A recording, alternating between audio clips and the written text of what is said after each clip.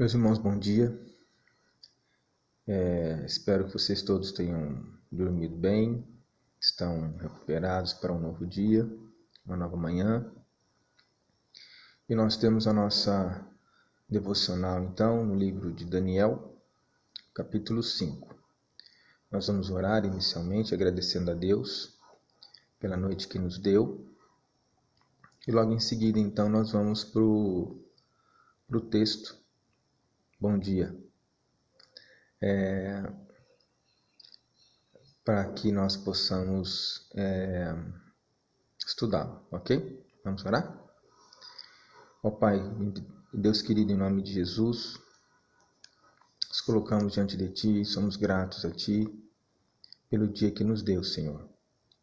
Porque o Senhor tem feito coisas maravilhosas em nossas vidas, tem nos sustentado, tem nos abençoado.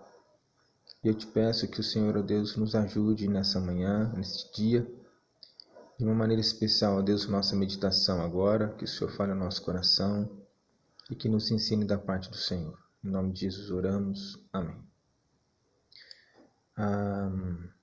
Vamos então para o capítulo 5 de Daniel.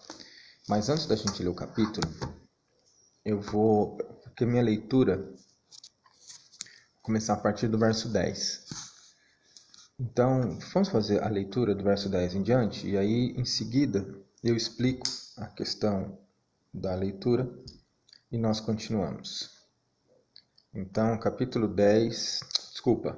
5 de Daniel, verso 10.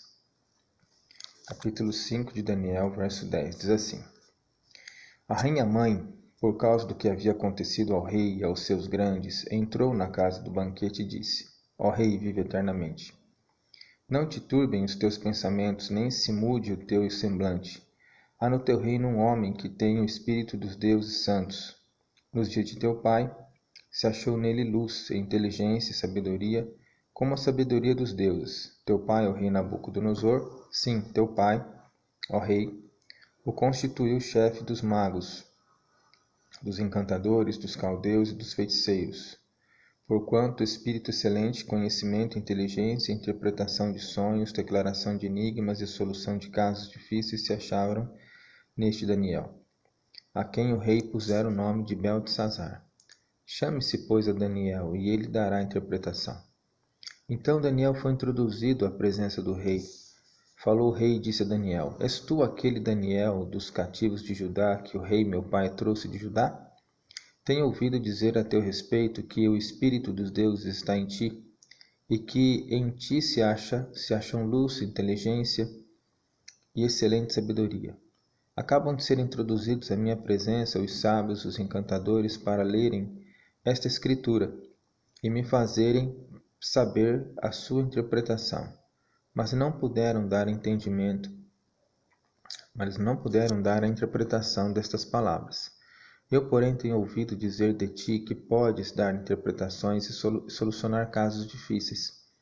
Agora, se puderes ler esta escritura e fazer-me saber a sua interpretação, serás vestido de púrpura, terás cadeia de ouro ao pescoço e serás o terceiro no meu reino. Então respondeu Daniel e disse na presença do rei: Os teus presentes fiquem contigo e dá os teus prêmios a outrem. Todavia, lerei ao rei a escritura e lhe farei saber a interpretação. Ó rei, Deus, o Altíssimo, deu a Nabucodonosor teu pai o reino e grandeza, glória e majestade. Por causa da grandeza que lhe deu, povos, nações e homens de todas as línguas tremiam e temiam diante dele. Matava a quem queria e a quem queria deixava com vida. A quem queria exaltava e quem queria abatia. Quando, porém, o seu coração se elevou e o seu espírito se tornou soberbo e arrogante, foi derribado do seu trono real e passou dele a sua glória. Foi expulso dentre os filhos dos homens, e o seu coração foi feito semelhante ao dos animais, e a sua morada foi com os jumentos monteses. Deram-lhe a comer erva como aos bois, e do orvalho do céu foi molhado o seu corpo, até que conheceu que Deus, o Altíssimo, tem domínio sobre o reino dos homens e a quem quer constitui sobre ele. Tu, Beltesazar, que és seu filho, não humilhaste o teu coração, ainda que sabias tudo isto, e te levantaste contra o Senhor do céu, pois foram trazidos os utensílios da casa dele perante ti, e tu e os teus grandes, e as tuas mulheres, e as tuas concubinas bebeste vinho neles. Além disso, deste louvores aos deuses de prata, de ouro, de bronze, de ferro, de madeira e de pedra, que não veem, não ouvem, não sabem, mas a Deus, em cuja mão está a tua vida, e todos os teus caminhos, a ele não glorificaste. Então da parte dele foi enviada aquela mão que traçou esta escritura. Esta, pois, é a escritura que se traçou. Mene, Mene, Tekel e Parsim. Esta é a interpretação daquilo. Mene, contou Deus o teu reino e deu cabo deles. Tekel, pesado foste na balança e achado em falta. Peres, dividido foi o teu reino e dado aos medos e aos persas. Então mandou Belsazar que vestissem Daniel de púrpura e lhe pusessem cadeia de ouro ao pescoço e proclamassem que passaria a ser o terceiro no governo do seu reino. Naquela mesma noite foi morto Belsazar, rei dos caldeus, e Dario o Medo, com cerca de 62 anos, se apoderou do reino. Bom dia a todos os irmãos que chegaram agora. Acabamos de fazer a leitura do capítulo 5, a partir do verso 10 de Daniel. Só fazendo uma recapitulação. Capítulo 4 termina com a loucura de Nabucodonosor. O capítulo 5 já começa com um outro rei, chamado Belsazar. O tempo cronológico que se passou de Nabucodonosor até Belsazar, até esse evento específico descrito aqui, foi de aproximadamente 42 anos. Belsazar chama Nabucodonosor de pai, mas na realidade ele não é pai. Nabucodonosor não é pai de Belsazar, é avô. Essa palavra pai, às vezes, é utilizada para se referir ou a um sucessor, no caso no trono, ou a uma ligação de parentesco mesmo, né? Com relação a um rei e aquele que o sucede. No caso, a ligação aí entre Belsazar e Nabucodonosor se faz com a mãe de Belsazar, que é filha de Nabucodonosor. Ao que tudo indica, é isso. Então, o rei já estava sofrendo uma espécie de pressão por conta que os exércitos medo-persas estavam se aproximando da Babilônia, estavam já numa campanha de guerra conquistando espaço cada dia mais, e já estavam perto da cidade. O rei, talvez aí num desprezo total com aquela circunstância, resolveu ir beber vinho com seus súditos da nobreza. E aí, quando já estava bem alto de vinho, ele mandou que fossem introduzidos naquele lugar onde ele estava os utensílios, os tesouros da casa de Deus que o seu avô Nabucodonosor levou para a Babilônia quando entrou em Jerusalém e conquistou Jerusalém. Então se levaram aqueles utensílios e ele e os convidados beberam vinho naqueles utensílios. Aqueles utensílios pertenciam à casa do Senhor, ao templo, e eles eram utensílios utilizados no culto. Quando eles se apoderaram daqueles utensílios, eles beberam vinho e deram glórias aos deuses deles. E aquilo foi considerado foi um ato de completo desrespeito pela divindade israelita, por Deus. E Deus então imediatamente reagiu.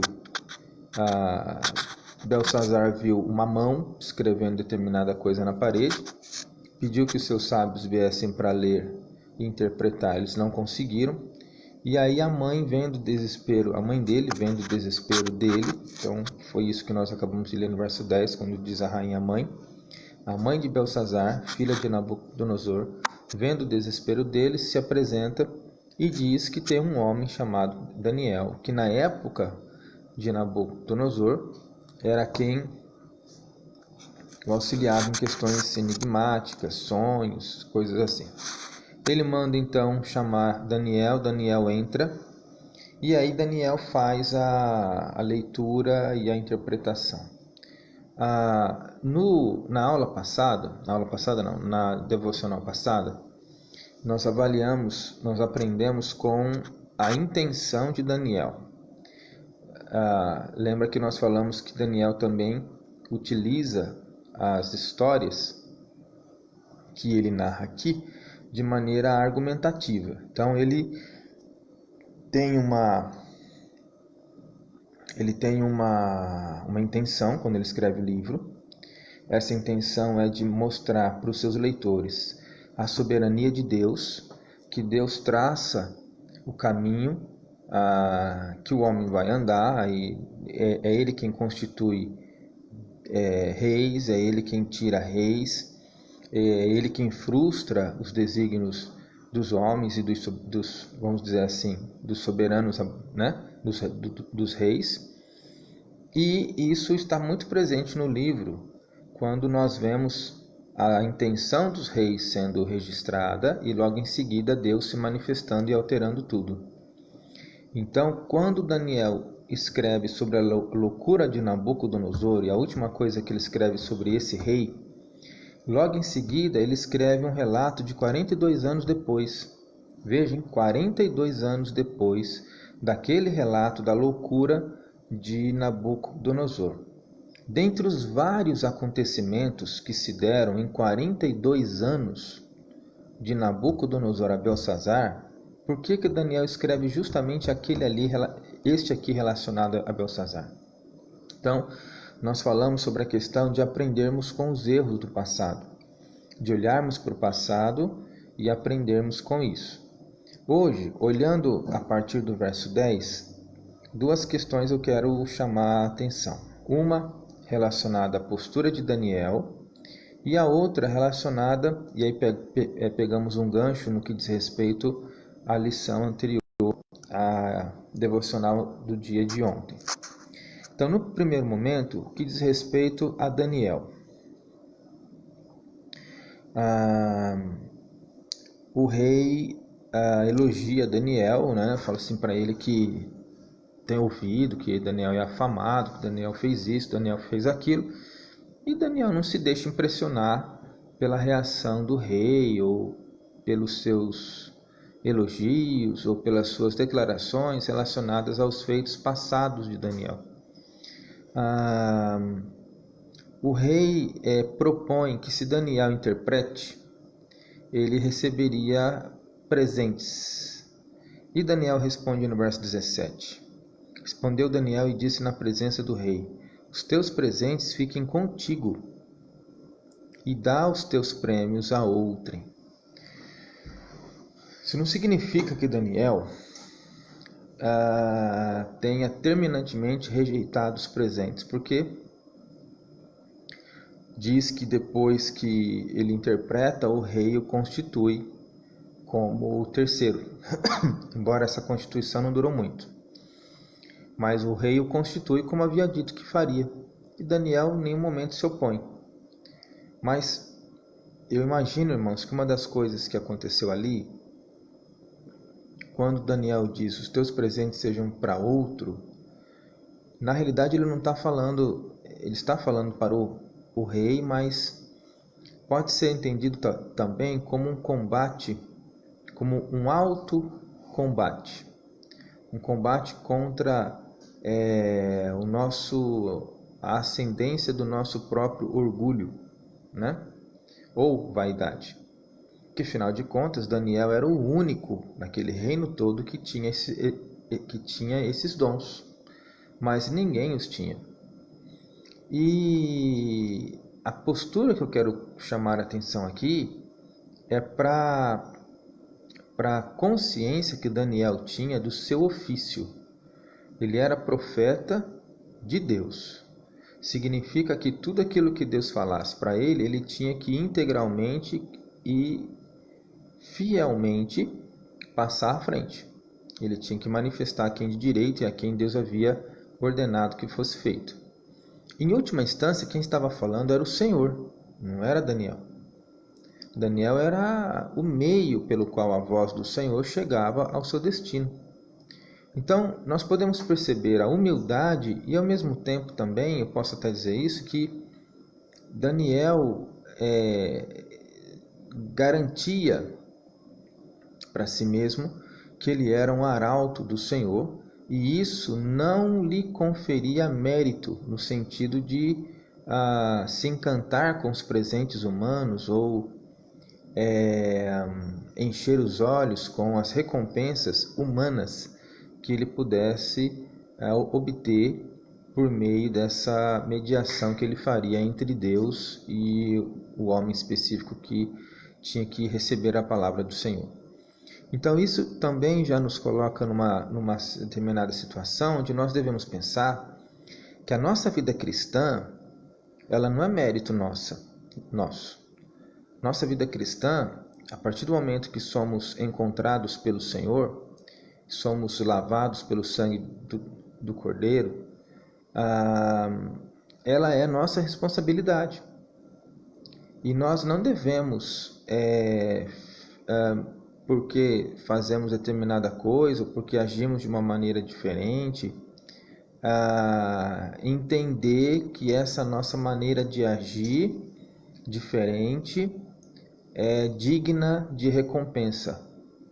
Na realidade, não fazemos mais do que a nossa obrigação, porque todo mundo que não age de conformidade com a palavra de Deus é considerado pela própria palavra como rebelde. Então, o rebelde é aquele que está na contramão de uma determinada lei, vamos dizer assim. Se eu ando na lei, isso não é mérito meu, é minha obrigação, porque se eu não andar, eu serei rebelde. Entendeu? Então, aquilo que nós fazemos de maneira correta e que aos olhos humanos é digno de exaltação por causa do mundo que nós vivemos, que não é difícil ter pessoas que de fato são corretas, mesmo com questões simples. Podemos ficar felizes por sermos reconhecidos? Sim, mas entender como nosso mérito ou como obrigação as pessoas reconhecerem uma determinada atitude nossa que condiz com a palavra de Deus, não vem ao caso, porque é nossa obrigação agirmos de uma maneira que venha a refletir a glória e a graça de Deus. Então essa é a postura de Daniel quando ele foi ali elogiado, coisa assim, ele não deixou isso subir ao coração. A outra questão é justamente o contrário dessa que acabei de falar de Daniel. O orgulho, irmãos. Daniel coloca aqui para Belsazar o seguinte. Deixa eu achar o texto aqui.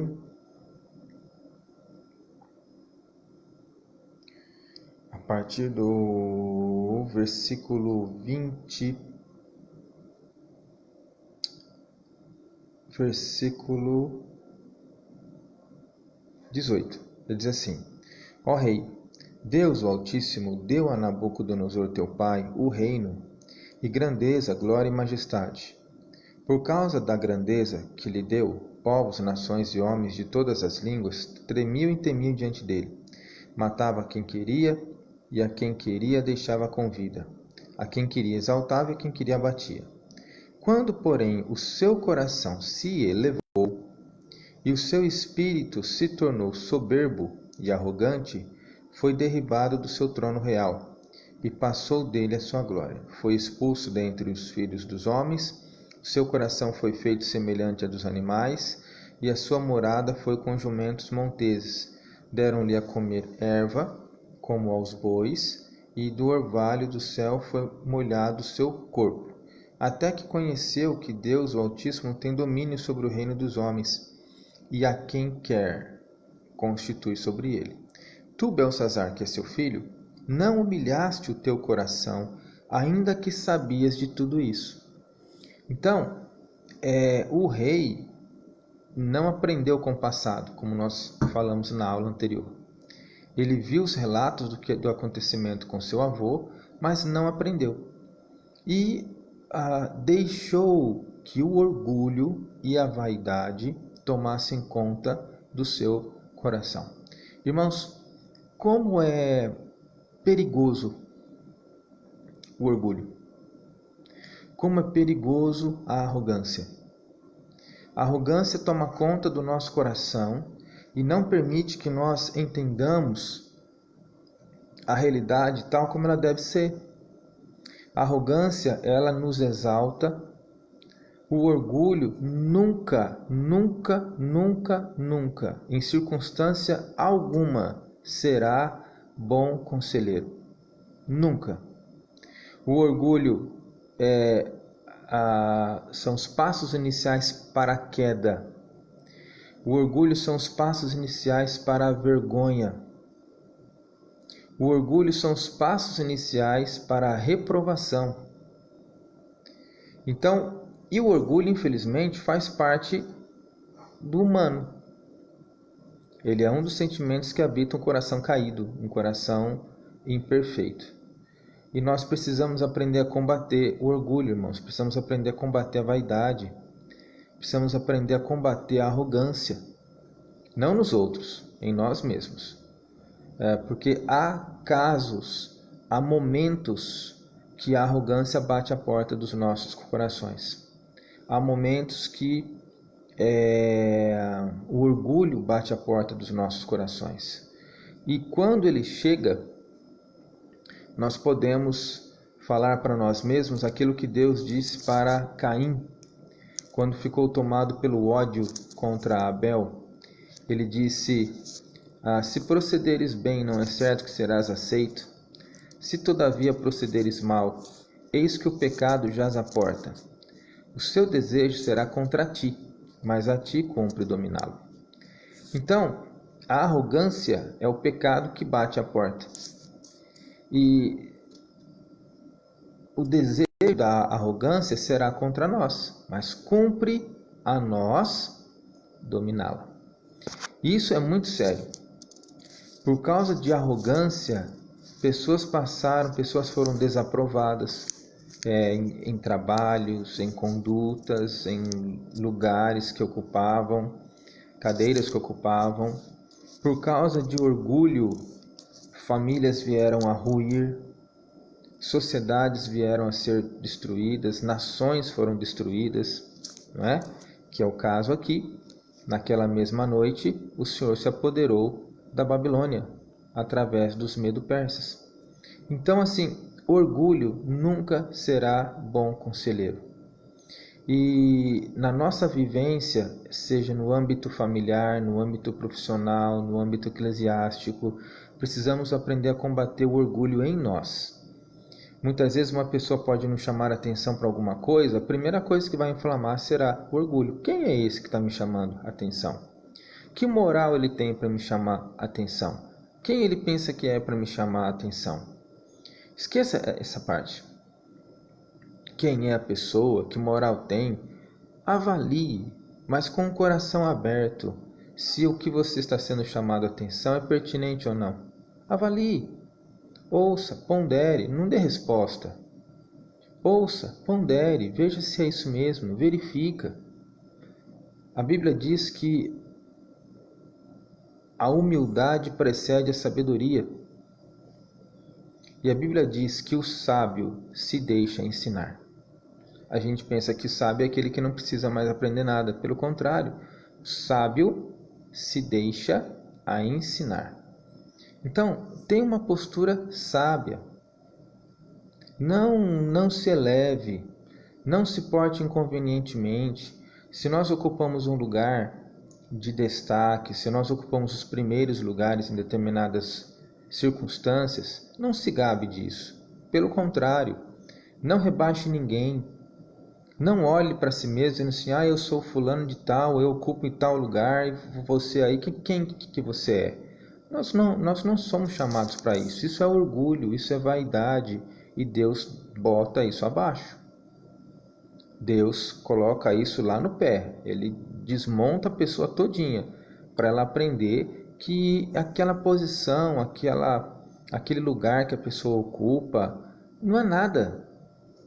Antes, Em vez de pensarmos em lugar, devemos pensar no chamado. E o Deus nos chama para servir. O Senhor Jesus disse que aquele que quiser ser maior deve ser servo de todos. Então, quem quiser entender, quem quiser